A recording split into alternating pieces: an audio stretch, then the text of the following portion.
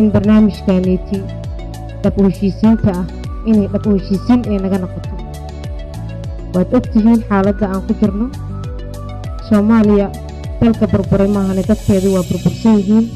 qaluubtii shalay dhibaatada kala gaaray maanta dadka dhaqi lahaa inaan annaga nahay aana nasiib u yeelanay waxaan rabaa marka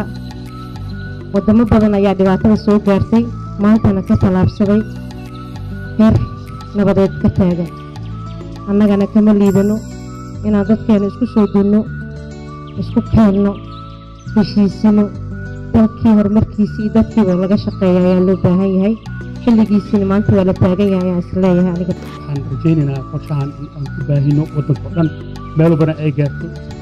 idinkana markin oo ka mas-uul ahaan waxaa idinka xil saaran aad sii baahisaan gobolka banaadir